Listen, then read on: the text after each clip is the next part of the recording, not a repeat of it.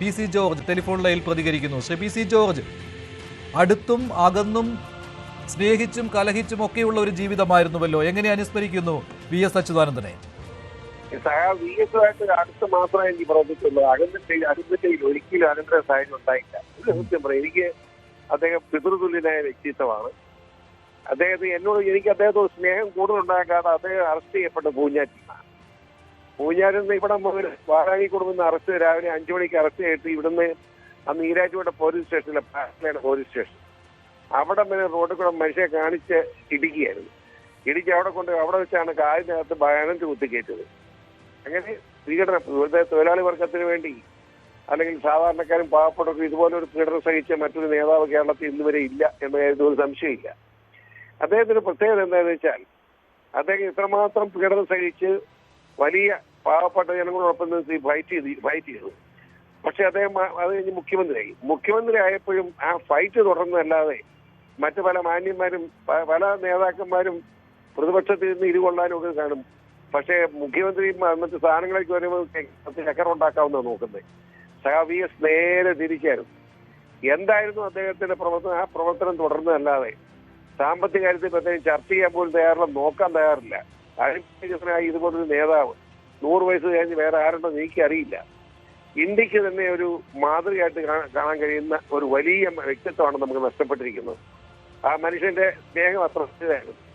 ഞാൻ അദ്ദേഹമായിട്ട് കേരളത്തിലെ എല്ലാ മേഖലയിലും ഇങ്ങനെ യാത്ര ചെയ്തിട്ടുണ്ട്. കാരണം എന്താണെന്ന് വെച്ചാൽ ഓരോ മതികെട്ടാമലി ഉൾപ്പെടെ, മൂന്നാർ ഉൾപ്പെടെ, പീരുമേടിയിലെ പാവപ്പെട്ട ഒരു പെൺകുഞ്ഞ് ആത്മഹത്യ ചെയ്ത് ആ മേഖല ഉൾപ്പെടെ, വാഗമൺ ഉൾപ്പെടെയുള്ള മേഖലയെല്ലാം അദ്ദേഹത്തോടൊപ്പമാണ് യാത്ര ചെയ്തു.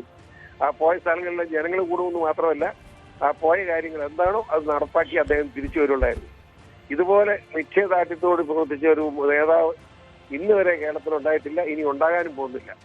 എന്റെ കാഴ്ചപ്പാടിൽ ഈ വലിയ വ്യക്തിത്വം നഷ്ടപ്പെടുന്നു എന്നത് ഇന്ത്യയെ സംബന്ധിച്ചിടത്തോളം, കേരളത്തെ സംബന്ധിച്ചിടത്തോളം രാഷ്ട്രീയ നേതൃത്വത്തിനും രാഷ്ട്രീയ മേഖലയ്ക്കും ഉണ്ടായിരിക്കുന്ന നഷ്ടം വളരെ വളരെ വളരെ വലുതാണെന്നാണ് എന്റെ അഭിപ്രായം.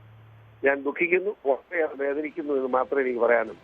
ശരി, Shri P C George. P C ജോർജും വി എസ് അച്യുതാനന്ദനൊപ്പം സമരരംഗത്തുണ്ടായിരുന്നയാളാണ്. മതികെട്ടാൻ അതിനൊരു ഉദാഹരണമാണ്. മതികെട്ടാനിൽ വി എസിന്റെ പോരാട്ടം ഒതുങ്ങി നിന്നില്ല. പി സി ജോർജ് പറഞ്ഞതുപോലെ 2006 മുഖ്യമന്ത്രിയായ ആ 5 വർഷവും 2006 മുതൽ 2011 വരെയും അദ്ദേഹം പോരാട്ടത്തിന്റെ തീച്ചുളയിൽ തന്നെയായിരുന്നു. പോരാട്ടമായിരുന്നു അദ്ദേഹത്തിന്റെ മുഖ്യമന്ത്രി പദവും. ആ സമയത്ത് ഉൾപാർട്ടി അഭിപ്രായ വ്യത്യാസങ്ങൾ, വിഭാഗീയത, ഇതെല്ലാം നേരിടേണ്ടി വന്നിരുന്നു. വി എസ് അച്യുതാനന്ദന് അവിടെയും അദ്ദേഹം പോരാളിയുടെ രൂപം സ്വീകരിക്കുകയായിരുന്നു. വി എസ് അച്യുതാനന്ദന് കൂർമ്മബുദ്ധിയുള്ള ഒരു രാഷ്ട്രീയക്കാരൻ എന്ന വിശേഷണവും കൂടി ചേരുന്നതാണ്. കാരണം എങ്ങനെയാണ് തന്റെ രാഷ്ട്രീയ ജീവിതം പരുവപ്പെടുത്തിയെടുക്കേണ്ടത് എന്നുള്ള കാര്യവും അദ്ദേഹത്തിന് അറിയാമായിരുന്നു. അതുമാത്രമല്ല, അദ്ദേഹം ഏതൊക്കെ ജനകീയ വിഷയങ്ങളിൽ ഇടപെട്ട് ജനകീയനാകുവാൻ അദ്ദേഹത്തിന് കഴിഞ്ഞു. ആ ജനകീയ വിഷയങ്ങൾ കേരളം ഒരിക്കലും മറക്കാത്ത വിഷയങ്ങളാണ്.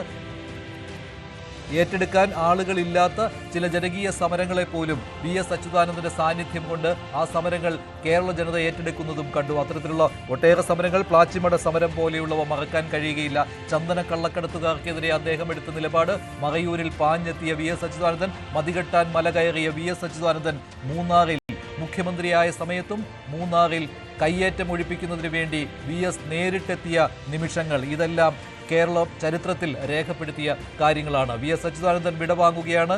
1923 മുതൽ 2025 വരെയുള്ള 102 വർഷത്തെ ജീവിതം, അതിൽ 80 വർഷത്തിൽ കൂടുതൽ അദ്ദേഹം സജീവമായി കേരള രാഷ്ട്രീയത്തിൽ ഉണ്ടായിരുന്നു. 1937 മുതൽ എന്ന് തന്നെ പറയാം. 2021 മുതൽ അദ്ദേഹം കേരള രാഷ്ട്രീയത്തിൽ ഉണ്ടായിരുന്നു. അസുഖബാധിതനായ ശേഷം മാത്രമാണ് അദ്ദേഹം സജീവ രാഷ്ട്രീയത്തിൽ നിന്ന് മാറി നിന്നത്.